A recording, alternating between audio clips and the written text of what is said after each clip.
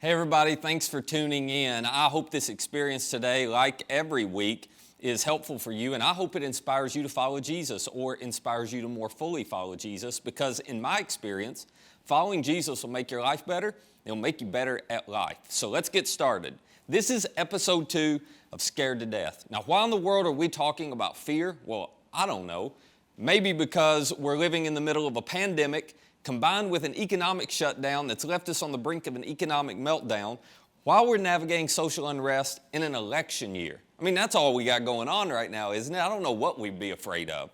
This alone would make anybody want to pull the covers over their head and say, tell me when the new year starts. But we don't get that option.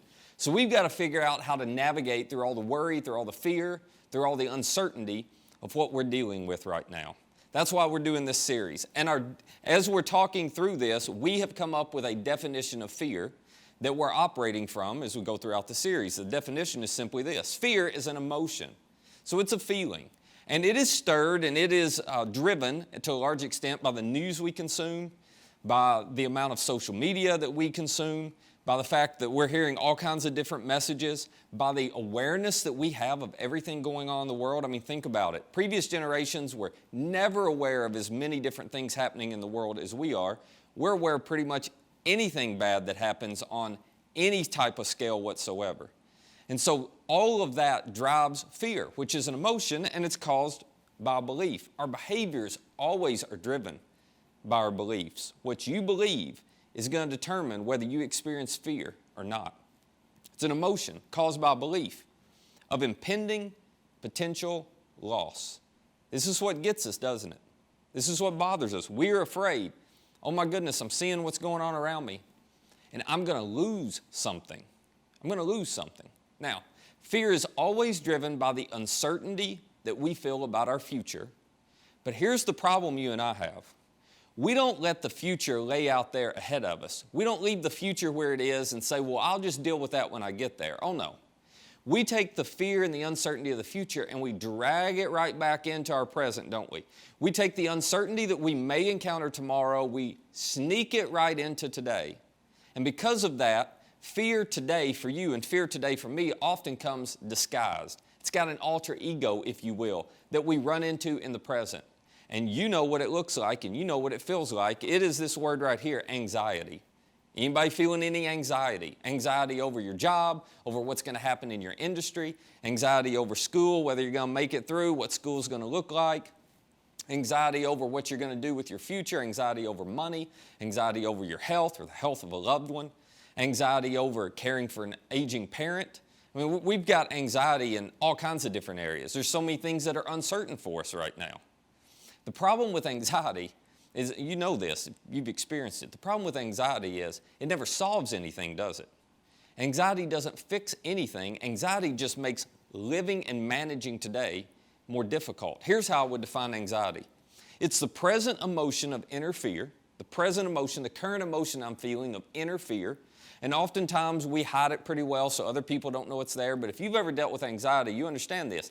Internally, it feels like you're having a nervous breakdown, doesn't it? You don't want anybody else to see it, but it is an inner fear. It's an inner emotion that's so strong. It's a present emotion of inner fear that's produced by the uncertainty of the future. And it operates a lot like a software virus. If you've ever gotten a virus on your laptop, you know what happens. Everything begins to slow down. It oftentimes takes you a while to realize you have a virus. It's hidden, you can't see it, but it's slowing down everything around you. That's what anxiety is doing to so many of you. It's just slowing you down, and you may not even realize it's present. You may not even realize yet that it's there, but it's still impacting you.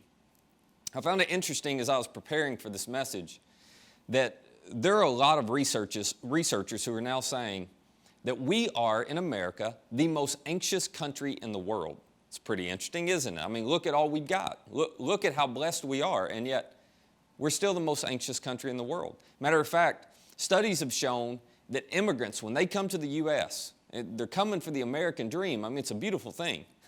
But studies have shown when immigrants move from wherever they are, which in most cases you would assume they're not in as good a situation as we are in here in America, but when they move from a less ideal situation to America, their anxiety actually rises. That the way our country operates, the way we think, the way we consume things right now, it just raises the level of anxiety for anybody. You drop us in, and anxiety is going to go up. All of you high school students, you'll find this interesting, or if you're a parent or grandparent of a high school student. Studies have shown that the level of anxiety that high school students feel today is equal to the level of anxiety of psychiatric patients in the 1950s. So if you're a high school student and you're looking at your parents going, hey, you got to cut me some slack, I got a lot going on. Well, now you got some research to back it up. I mean, it's legitimate.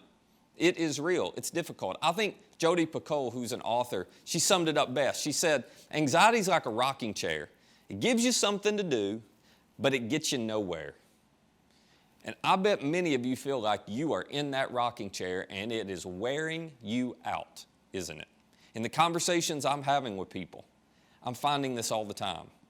And I think the question that so many of us have, and the question that unfortunately we can't figure out the answer to is, how do I get out of the rocking chair? I don't want to stay here. This isn't pleasant, but I don't know what to do. So that's what we're going to talk about today. And to take you to the answer, I want to take you all the way back to 2 first-century followers of Jesus. Now, you may be thinking, what in the world would they know about anxiety? But I'll explain to you. They knew quite a bit. Their names, you're probably familiar with them, are Peter and Paul. So let me build a little case for why Peter and Paul have credibility to talk to us about anxiety. Peter, you know much about Peter's story. You know that Peter was there on the night of Jesus' arrest. And Peter knew that people were going to be looking for him next. And so his anxiety was rising. And then Peter, he was one of the few disciples who followed Jesus along with John. And he watched the trials take place. He watched all the interrogations happen. And Peter was the one who 3 different times people came up to him and said, aren't you one of his disciples? And you remember this? Peter denied Jesus 3 times in the span of the night of his arrest. You want to talk about dealing with some anxiety? He went running in fear. He spent the next 3 days living with anxiety. And then after the resurrection, as Peter continued to follow Jesus, well, he encountered one difficulty, one danger after another. He was arrested. I don't know if you know this. King Herod arrested Peter at one point and was going to have him beheaded.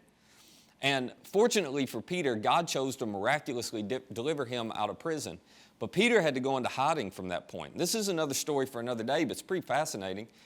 Peter stayed on the loose and on the run for several years, still trying to help people follow Jesus and still teaching the teachings of Jesus, but Peter had to do it from anonymity. Peter had to do it in obscurity. And eventually he was found. Eventually he was arrested, and eventually he was crucified by the Roman powers. So Peter, he knew a little bit about circumstances that create anxiety. He knew a little bit about the uncertainty of the future. Paul did as well.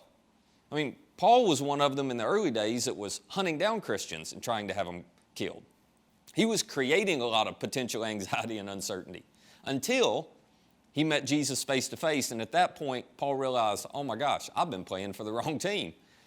And so he flipped and began following Jesus. And from that point on, he endured seasons where he said he was hungry, he was homeless, he was shipwrecked, he was stoned, he was beaten. Eventually, Paul was arrested and beheaded by Emperor Nero.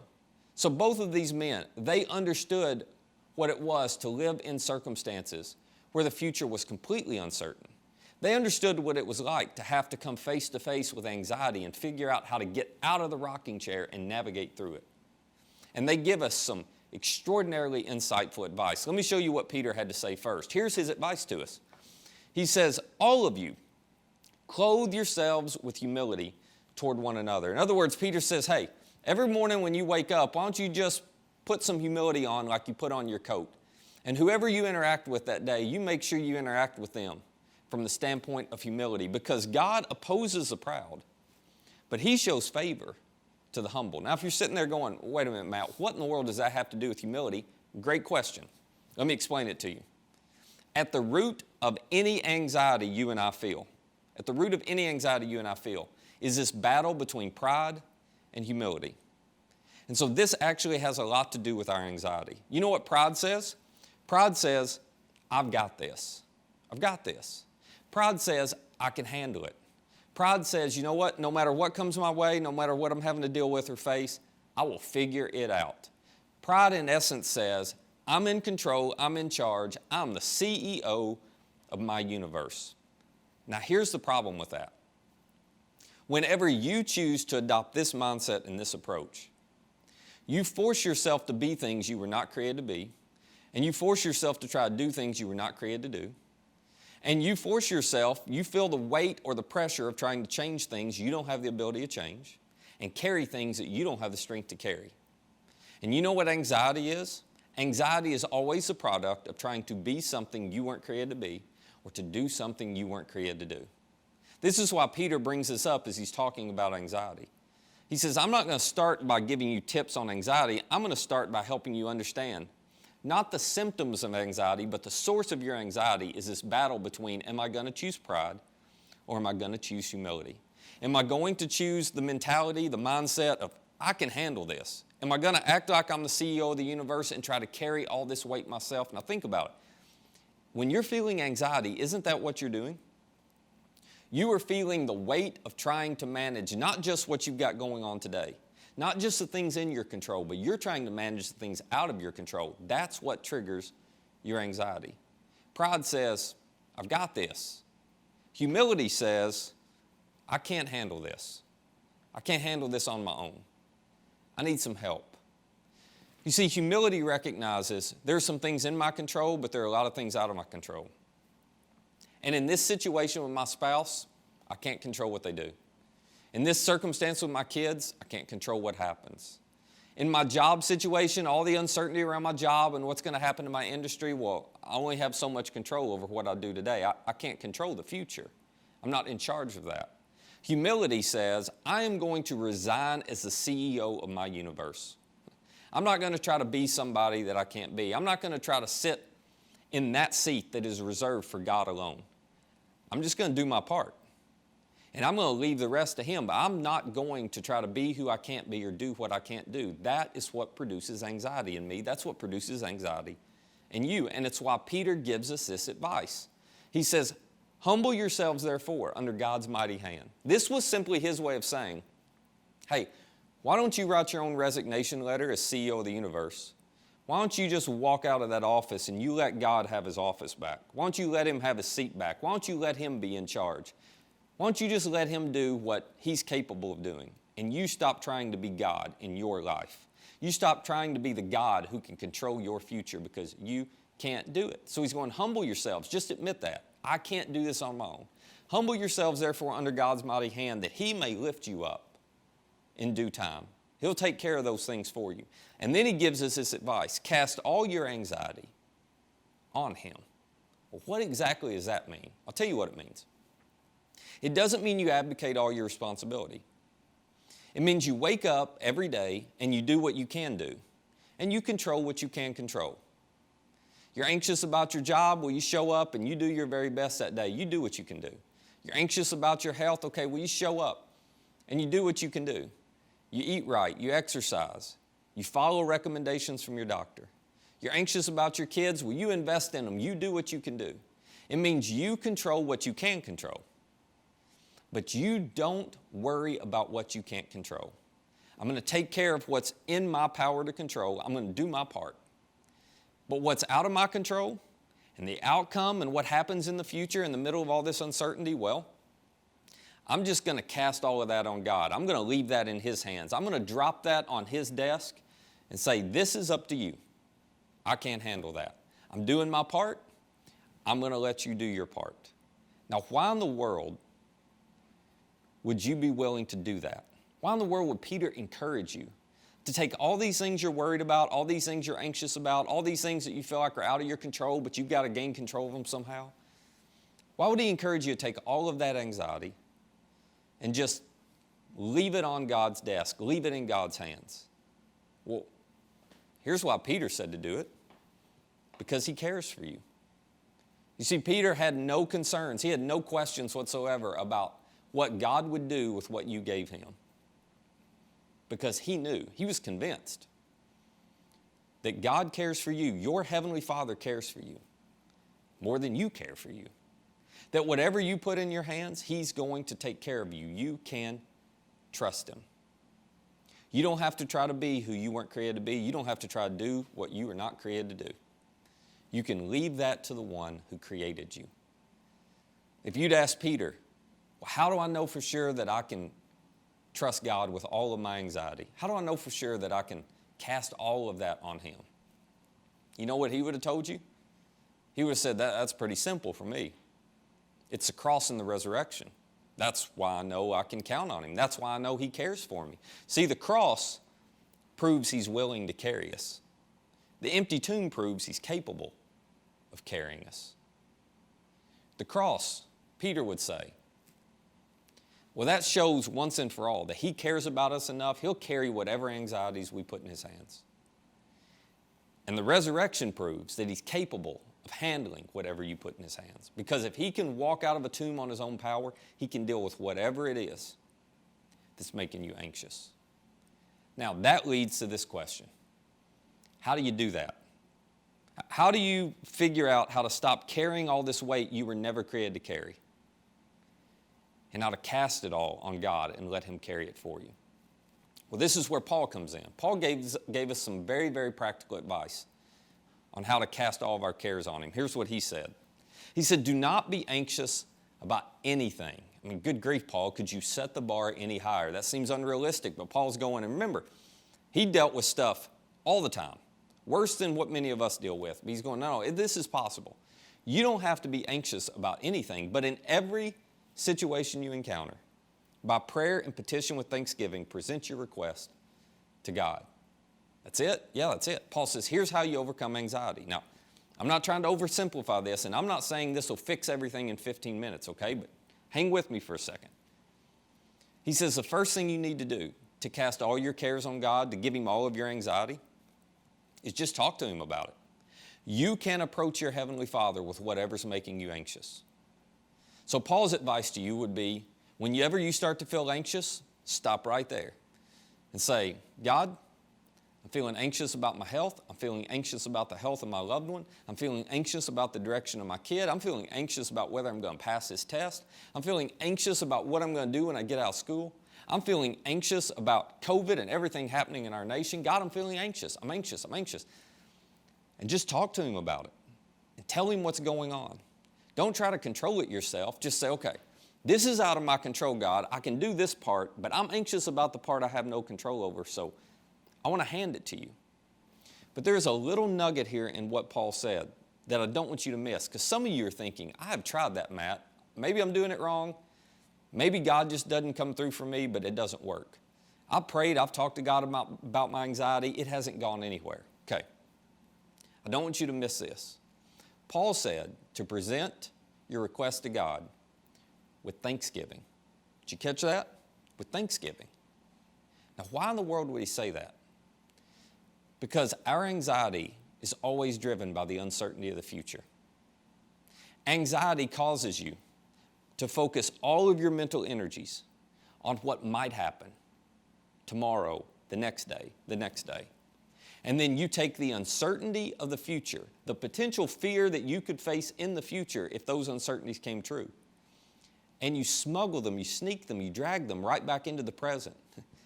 And you let the uncertainty of tomorrow, which may never happen, impact and in some cases ruin today. So Paul says, no, here's what you do. You have no control over the future. So you take all of that uncertainty of the future and you just talk to God about it, and you just put it in his hands, you leave it on his desk, and you trust him to help you face whatever you're going to face tomorrow. But he says, don't stop there. As you're giving him all of that uncertainty of the future, don't forget to pause and thank him for what you do have today. Because while anxiety is driven by a focus on the uncertainty of the future, you know what gratitude does? Gratitude snaps me right back to the present. Gratitude moves my attention from, oh my goodness, I'm not sure, what if that happens tomorrow? It snaps me right back to going, well, here's the reality today. And I'm grateful. Here's the reality today. And this is what I can control. Here's the reality today of how I've been blessed. Snaps me right back to the reality of the present. So, you may be worried about what's going to happen with your job moving, down the line or in 6 months or a year from now. That's fine. Tell God all of that. But then pause and say, you know what? Thanks for letting me have this job today. And thanks for what's happening right here and right now. And you refocus your mind on what you've got presently. You refocus your mind on what God's given you today. And what you will find is, as you become more and more grateful for what you have today, it will lessen and reduce the anxiety you feel about what you're not sure about tomorrow. You present your request to God with thanksgiving. And if you can learn how to do that, if you can learn how to focus less on the future because that's out of your control, I'm going to leave that in God's hands. I'm walking in, I'm not going to carry that anymore. I'm just laying that on God's desk. If you'll leave the future to Him and you'll be grateful for it and do your best today. I don't know what's going to happen tomorrow, but today I can give my best at my job. I don't know what's going to happen tomorrow, but today I can give my best studying for the test. I don't know what's going to happen tomorrow with my finances, but today I can be wise and make good decisions and save and spend wisely. I mean, if you just focus on today and be grateful for what you have now, you'll discover you have far less anxiety about the future. And as you learn to do this, here is Paul's promise to you. He says, "And the peace of God, which transcends all understanding," which just means it doesn't make sense to most people how you can be so peaceful in such an uncertain time.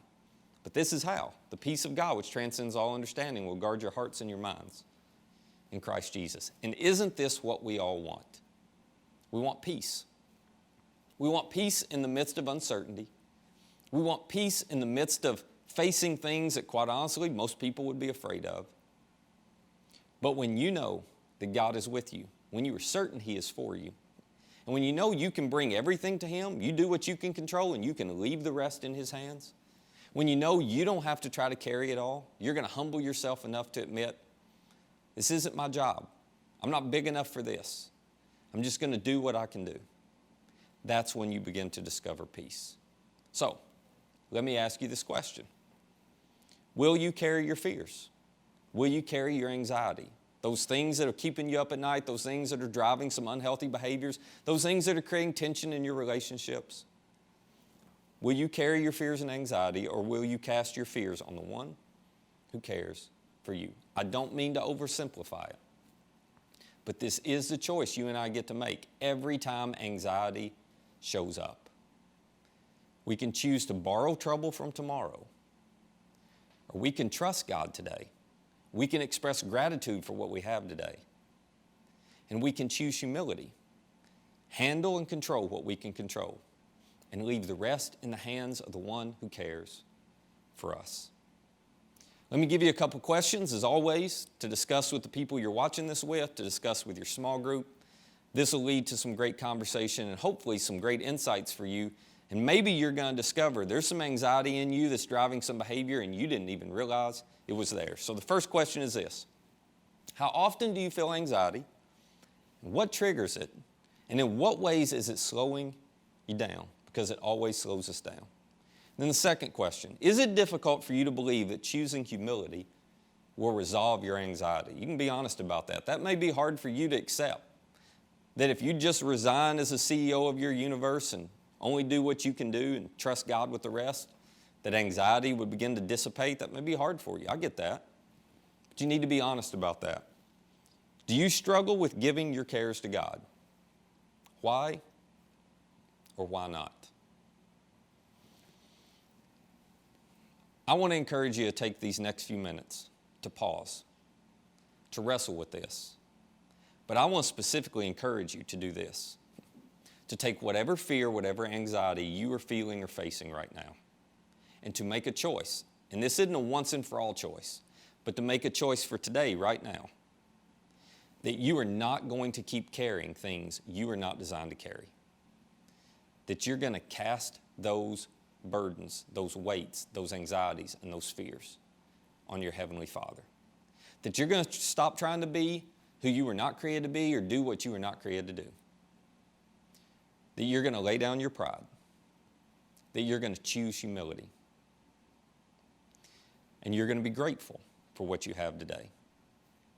I want to encourage you to take a few moments right now to make that choice. And then I want to encourage you to make the choice to do that every time anxiety starts to creep back in to your life. Because you have a God who cares for you. And if God is for you, there is no fear that can rule you.